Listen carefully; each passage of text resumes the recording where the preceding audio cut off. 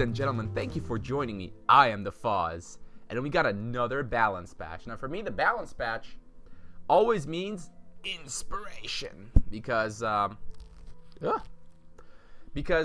usually up until a patch, there's not much going on because people are just wondering what's gonna get nerfed, what's gonna get changed. And we got, well, you see the list, but only actually 10 of these cards are actual changes.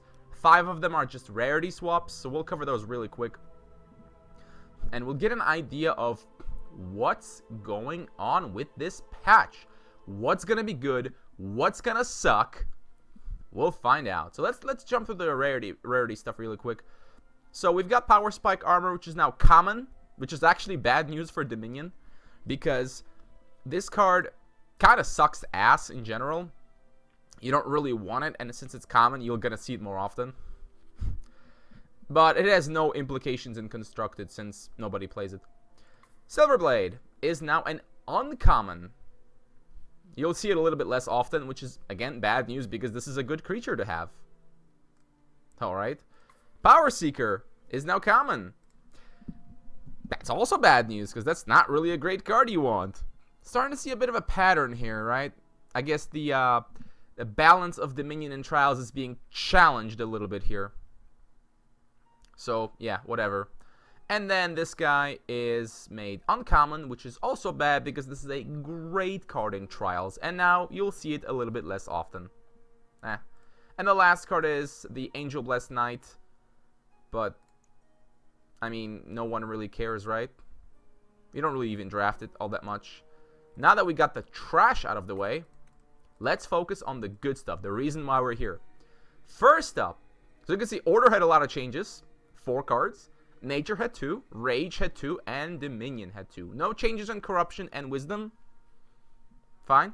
So first up, MrHerm. We all love him, especially when he makes elves kill us very quickly. His ability now costs 2 Order to use instead of 1. This one is a bit of a strange change because I never thought Hermelian was the problem with the whole Hermelian elves thing. It was just elves being the problem, mostly. Now, what this means that, yes, you can't use it with elves anymore, obviously, because having to go up a 3rd aspect would be way too crippling for them. It just means that if Hermelian's going to see any play at all, it's just going to be mono order. That's it. And that's assuming, actually, that is assuming that, like, soldiers, like with basic Alexa, aren't just going to be better, which they very well could be. And if they are better, then I'm afraid MrHerm is going to see exactly 0 play, because he's strictly limited to 1 aspect. You can't splash him. So a bit of a shame.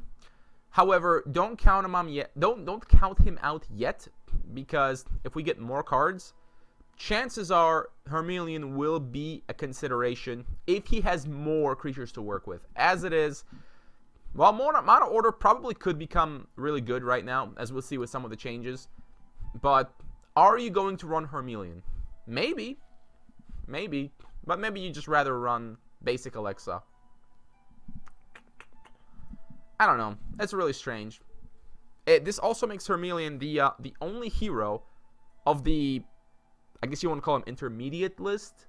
You know, the between advanced and basic that actually costs 2 aspects instead of just 1 aspect and 1 generic. Oh well.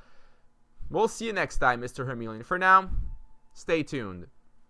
Moving on, we've got Shield Bash. Now, Shield Bash is replacing the card Militia, which is good because Militia was a completely pointless card that nobody ever played. So we basically get a new extra card, and that's always good. So what is it? It's an action spell. It's an instant action spell. And it has somewhat amusing text. Here's what it says. Play Shield Bash only on an allied attacking creature, sure, and only after your opponent has declared blockers. As in, play it how you would properly play a combat trick. That is, after your opponent has declared blockers. I find it hilarious that they actually specifically put that in. Alright. And then all creatures engaged in combat with that creature have 0 attack until end of turn. And draw a card. So that draw card definitely means that this card is possibly pretty decent. It's another combat trick for Order. Not really sure they needed more of them. They already had like 3 good ones. So now they have Shield Bash. The interesting thing about this card is that it's a more offensive trick, whereas Pacify is strictly defensive, Guards is mostly defensive, and Touch of Light is kind of all-purpose. And now we have an offensive trick. So very cool. The idea is pretty simple. You attack with a big creature. They try to block it. You just play this. Your creature doesn't die. You maybe kill a few of his creatures. And you draw a card. The draw card means this card will probably see some consideration, because it's never like a dead card. You can always just cycle it as soon as you make any attack. So we'll have to see. Mono Order, if they arise, could certainly consider this card to play. Added to their little list of tricks. Now, of course, Mono Order is not going to play all the tricks. They're not going to play 4 Shield Bashes, 4 Pacifies, 4 Guards, and 4 Touches of Light. No, they're going to choose. They're either going to like pick maybe 2 of each to kind of diversify, or just pick like 3 of them that they want to focus on. And would Shield Bash be good enough to kind of supplant one of the other ones? Possibly. Probably not Guards, because that one actually generates creatures, which is really good. Maybe Touch of Light? Could be the case. I actually don't know. I think more likely that it's going to be added like 2 copies of it into a deck. It's certainly going to be experimented, and we'll see just how good it is. I think it'll be decent. In Trials, it should be alright, because it draws you a card, so it's not ever going to be like a bad card. Angelic Song. Now, this is not a card I thought would see change, but it did. I think the developers realized that Angelic Song served exactly one purpose, and that purpose was stall decks. Now, stall decks are not much fun, really. So now it's a little different. Enemy creatures can't attack allied creatures, and then at the end of the turn, you draw a card after you destroy this. So the difference is now Angelic Song only protects your creatures, not your face, but you draw a card. So essentially what this does is it makes the card more useful to more decks, because since you can draw a card, it's not a terrible card to play if you have 2 mana to spare to protect your board. But it does mean 1-turn heal decks basically can't use it anymore, because the only reason they even used it was to protect their face by another turn, essentially. And now they can't. So it's useless for them, which I have no problem with. But it maybe could be useful for some other decks as a means to kind of come back on the board. You know, you drop this down, then you try to develop a board, and they can't attack your board, and they have to go face, but you can decide the blockers, so could be useful. I don't actually know if it's going to be played, but again, Mono Order could consider this. The fact that it draws you a card means that, much like Shield Bash, you can just throw these in and use them whenever. I think it's a good change, because it makes the card appeal to more variety of decks, and that's usually a good thing. So cool. In Trials, it's actually going to be like not horrible, because it draws you a card. And minion combat is more relevant there when you're trying to get board control as much as possible. So having this card to protect your board and cycle itself is actually pretty good. I think this is a reasonable card in Trials now, whereas before it was basically... Moving on, Path of Transcendence. So what is the change with this one? Well, there's 2 changes. Number 1, you can now only use this on your own turn. So no more Hermelian, end of turn, full board, hero power, fuck you combos, which I am grateful for, because I did not like those very much. You can only use it on your turn. So to compensate for that, the creatures that come out are no longer exhausted. So when it's the start of your turn, and it's your turn, and you have creatures on their path, you can bring them out, and they're not exhausted. They can use whatever abilities they want to use, and they can block your opponent's next turn. So there's that. Now, this does mean you can't abuse it anymore with Hermelian. That's a bummer. Well, not really, I'm glad, but you can't. So it's a more fair version of Path. Now, is this version actually good enough to be played? Because sometimes cards are only played because they can be abused, as was the case with Path. So you can still use it for what it was, I guess, intended for, and that is repeating battle cry effects, right? You play something, get an effect, put it under, and then next turn it'll come out with a counter, and then the effect is re-triggered essentially, right?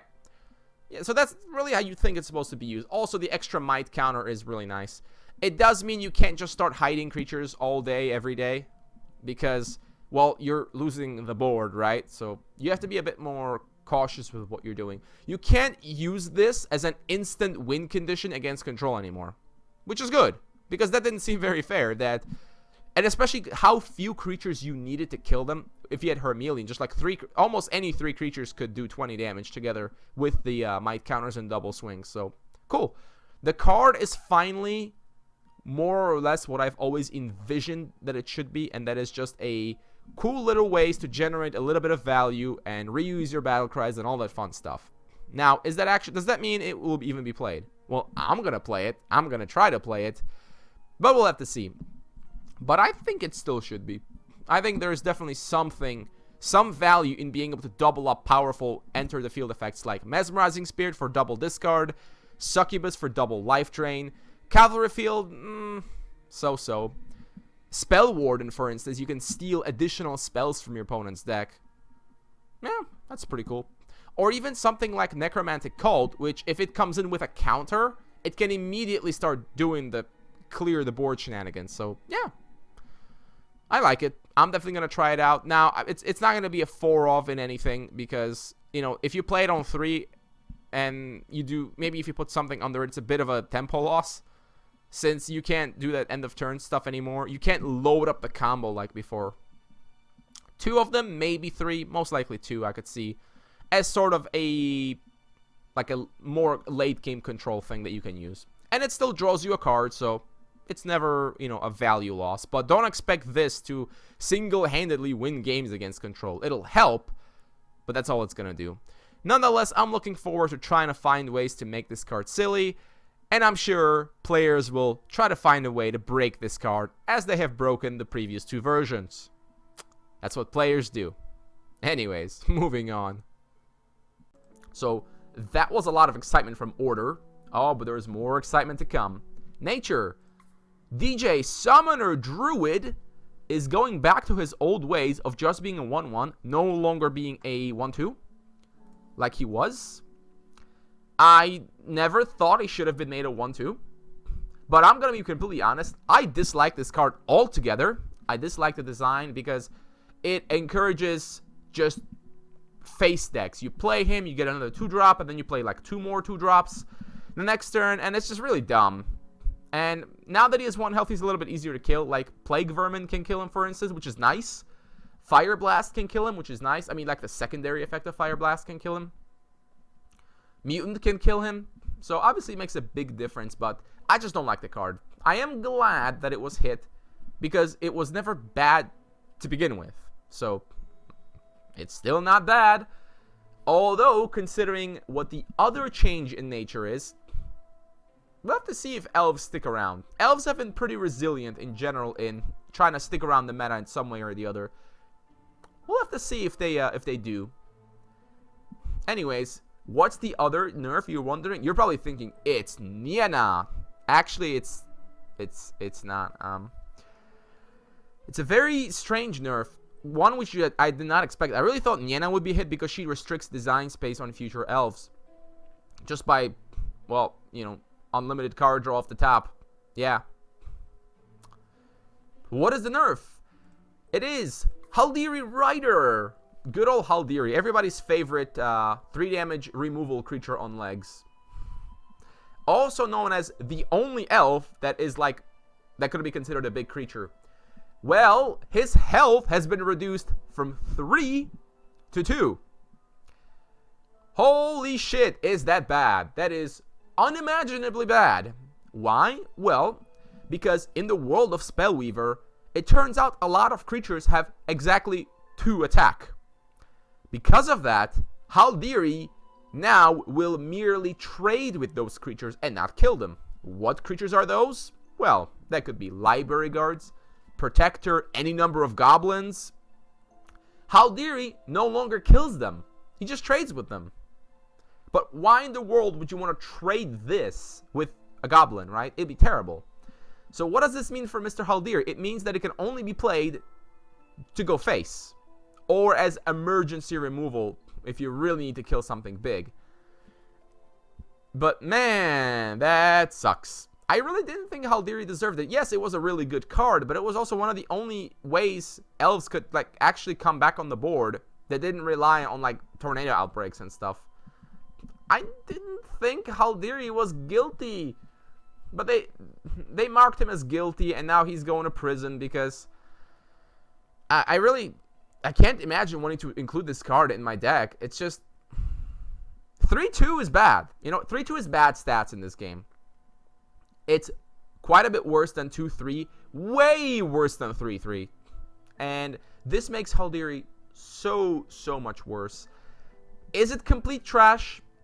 Maybe not complete trash, but I would expect Haldiri to almost completely disappear from elf decks all around. So because they've lost Haldiri, you know, Haldiri took a big hit, and Haldiri was one of the big tools that elves had. He was one of the MVPs because he could come down, kill something, and he sticks around. So he's a considerable threat. Now, not so much. Like, he dies to noxious fumes. Word of Fire can kill him with just two aspects. Consume can kill him very easily. Hell, even things like Sharpshooter. Now, okay, Sharpshooter can't catch up to him, but you get the idea. So many things with just 2 attack, which is all over the place, now can kill him. Ah, man. Poor Haldiri. I think he deserves better. I don't think he was guilty, but the jury decided that he's going to prison. And he is. In trials, it's going to be quite a lot worse. I mean, maybe not horribly, terribly useless, but mostly meh. I mean, before it was a great pick in trials. Now it's going to be just meh. I'm sorry, Haldiri. And it's actually funny coming from me, guy who doesn't like elves. I actually didn't mind Haldiri because I've always felt that Haldiri was not just something only elves can play. It was something a mid-range deck could play as sort of a reasonable threat that doubles as removal. I mean, elves, you know, don't have removal at all. So, you know, Haldiri kind of provided that in some sense. But now it's just, I mean, it's still removal, but he dies as well. And he costs 4 mana. So you're paying 4 mana to remove, like, hopefully something like Library Guards. That sucks. I mean, you can buff him with, like, the Elf Shrine, make him a 4-3, and that helps, but man. We'll have to see. I'm not an expert on elves, so I don't know, but I don't expect him to be played. Maybe they have to play him just to finish off the face. But this just means it'll just be nothing but a tool for aggressiveness. And not a tool for anything else. And that makes me sad. Goodbye, Haldiri. We will miss you. Moving on to Rage. We're going to save the big card for later. Flameborn Incarnate. Very small change. She's now level 2 instead of level 1. Paradoxically, this is not a nerf. Even though it's technically more expensive. Because this card was awful on turn 2. I mean, it was a 1-1. Maybe a 2-2 if you're lucky. So you never wanted to play this on 2 anyways. You'd always play it later. So cost-wise, doesn't matter. The difference is it doesn't die to Harpy. And that is significant because Harpy, you know, otherwise kills a lot of rage creatures. No longer this one, which I like. I think this means Flameborn can actually maybe find someplace in a mid-range where he's a lot more resistant. And against, you know, control decks where he becomes like a 3-3 or something, they have fewer ways to deal with him. So, yeah, I actually kind of like that. The card doesn't change that much. It just means it doesn't die to Harpy, which is technically a buff. Oh, yeah. Next up, Burning Rage. So, nobody was surprised at this change because Burning Rage was a little bit overpowered, just providing a little bit too much card draw. It turns out that just taking 1 damage per turn is not enough to compensate for the fact that you basically play New Horizons and every spell draws you a card. And it made Word of Fire like god tier, basically. Not only by upping its damage by 1 instantly, but also letting it draw you 2 cards, which was just silly. So the change is, rather than strictly dealing 1 damage, it deals 1 damage for every card above 4. So if you have 6 cards, you'll take 2 damage. If you have 10 cards, you'll take 6 damage. So what does this mean? It means that if you want to play Burning Rage, you have to control your hand size, which is interesting. Now, interestingly, before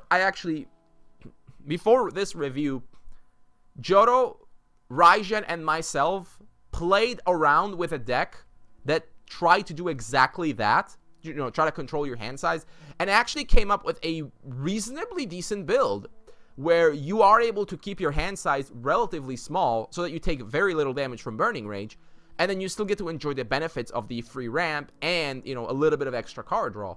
So that's really helpful. That means that Burning Rage can still be used, but you have to be a lot more careful with it. You can't just play Burning Rage, oh, play another Burning Rage, oh, play Massive Assault, because your hand will fill up.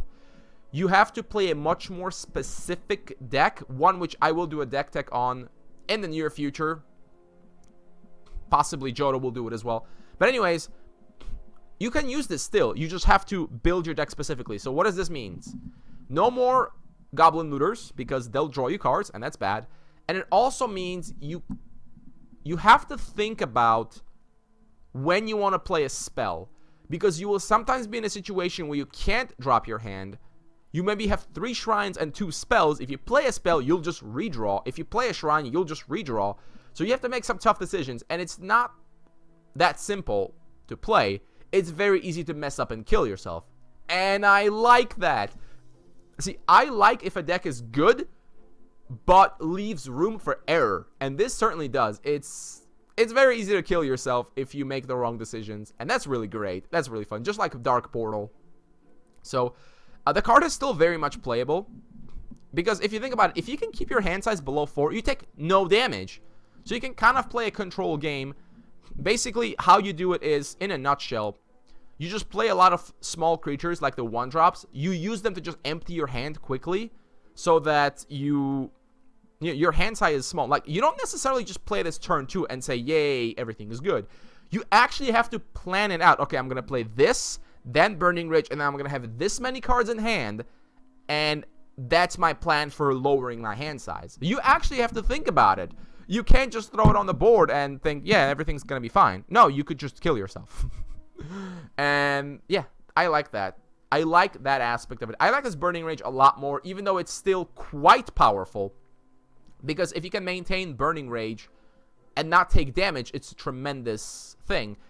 Yes, you have to keep your hand size low, but that's not necessarily a problem. The only problem with it is sometimes early on where you can't, like, reduce your hand size. But in the games I've played, most of the time I was able to keep my hand size at like 4 and 5 and take very minimal amounts of damage from Burning Rage. So pretty cool. It does mean if you stack these, it could get really nasty. If you have 2, every rage spell will draw you 2 cards. So you have to keep your hand size really small and only play spells when you don't go over 4, because then you'll take double damage. If you play a Word of Fire and draw 3 cards, yeah, be careful of that. So you can stay tuned for the deck tech. I'll probably be doing it tomorrow. I'll play it on stream. Gotta go back to doing that. God, it's been like a few days. And yeah, it should be a lot of fun. We have more or less settled on a build. We were testing it, and then Raijin and I were playing it a little bit more, and there's some room for finagling, but otherwise it's a relatively fixed build. You try to play as many low-cost things as possible with some of your finishers, essentially. So yeah, like the change. In Trials, it's probably unplayable. But I mean, it already was, kind of. You'd have to draft very, very, very specifically. And you can't ensure that. Don't pick this in Trials. And then the last 2 cards for Dominion. Powerlust Incarnate got another nerf. Basically, it's gone back to the old version, which was speed is equal to your Dominion level and attack and health is equal to your crystals. But it's now half that. Your attack and health is equal to half of your mana crystals rounded up. So, wow, that's quite a drop in stats. So if you have 10 mana, he's only at 5/5. And that's, not nearly as scary. So the main thing is, oh yeah, also he costs 2 mana. I will get to that in a second. So this means that he's not nearly as retarded of a top deck. Yeah, even if you top deck and it's a 5/5, okay. But it's still not the same thing as a 10/10. So that's a lot weaker. Now, some of my fellow ace breakers believe this card is useless now. That it's really bad. I don't necessarily think so. But you have to kind of build a deck around it. You have to kind of go all out ramp if you want to try it. And then try to, you know, make a big creature. Now, what is helping this is the fact that it is now 2 mana. Now, this matters not because it means, oh, you can play it on turn 2. It's kind of garbage on turn 2, really. The reason it matters is because in Still Life can now bring this back. So if you play this with Order, you could instill 2 of these. I mean, late game, you could drop like 2 6/6s or something. Could be really good. Maybe. I mean, I don't actually know. I want to test this out and see how good it is. It might end up being awful. I don't think the card is awful. It's just not grossly overpowered, which is good. Like, yeah, that's really good. And it continues the theme of it's a cheap card, but that's bad on curve. And that's true with basically all of the incarnates. Valorsworn is the only one that can kind of subvert that, because since he's only 1 mana, even if you play him relatively early, he could still be like a 2/2 or even a 3/3 sometimes. At like turn 4, which is pretty good. Pretty good. Or sometimes you could just play him on turn 1 and just start stacking order levels. And your opponent actually might have a hard time dealing with it. So yeah, interesting. Very interesting. And I actually do like this design better than the other one, because it does reward you going with full Dominion. Because you can get him to 4 speed. And a 4 speed 5/5 or something is pretty fearsome. But it's something you have to build a deck around now. And I'm okay with that. So I'm looking forward to testing this along with the Burning Rage shenanigans. We'll see. In Trials, it should still be pretty good mostly, but not amazing. You know, you don't want to draft like 4 of these or anything, because, again, you have to wait before they're any good. Otherwise, they'll just clog you up. Like, you have to wait till like turn, like when you have like 5 mana at least, so that it's a 3/3 for it to be like decent. And you probably want to be going mostly into Dominion. Otherwise, it might not be worth it. If you only have 1 Dominion aspect, you need to wait till you have like 10 mana. Then it's a 5/5. Then it's kind of good. Kind of, but... Anyways, the long story short is, it's a good change. It takes it away from being ridiculous and makes it cool, not overpowered, maybe playable. Gotta experiment with it. I'm totally cool with that. And another card we knew always gonna get changed, Drella, the Ruthless Oppressor. So, Drella was completely redesigned. It's now 4 mana instead of 3. Jodo's theory is because that way you can't play it with Kayanu, which is a reasonable assertion. I think it's also just because of overall what she does. So, she has 2 effects. First up, when she enters the field, you basically cast Mind Extort, look at your opponent's hand, get rid of any non-creature card. That includes shrines, by the way. Not that you'd want to, but hey. And then your opponent draws a card. So you might think, well, why do you even care about that? No, it does matter. You get to see your opponent's hand for free. That's pretty nice. And you get to get rid of one of his cards. Now, yes, he redraws, but the point is, you can just get rid of like an important card. You know, against a lot of combo decks, this will be very strong, because getting rid of like the Critical Reflector or Word of Grace, that's a big deal. Doesn't matter if they redraw. And even against most other decks, you know, looking at their hand and getting rid of 1 card, or even just replacing that 1 card, is still pretty good. If they have a removal spell that could kill Drella, you could just remove that, and then you can kind of secure your board. And she's got a reasonably sized body as well. 3/4 is pretty good, so she should stick reasonably well. And again, you can just use her to remove whatever card was going to remove her. Now, she does have a secondary effect, and that is whenever an enemy creature enters the field, you may pay 3, and if you do, put a weakness emblem on it. Now, that's kind of weak. Not really. It's just a little bit expensive. 3 mana is quite a lot. I would have probably put it at 2. What this does mean, however, is that Drella has some use later on. If you have, let's say, 8 mana and you play her, you could, let's say, and you don't want to spend the other mana, you can kind of give a weakness emblem to whatever your opponent plays. So, yeah, that's good. There's been some divide as to whether or not, you know, she's been nerfed into uselessness or not. No, not at all. She's fine. I actually like this Drella a lot more. Not because she's more powerful or anything, but because she's more flexible and generalistic, which is what I want all my cards to be. She could be played in a wider variety of decks, because she could be good at almost any time, right? You play her, look at your opponent's hand, get rid of something. That's always good.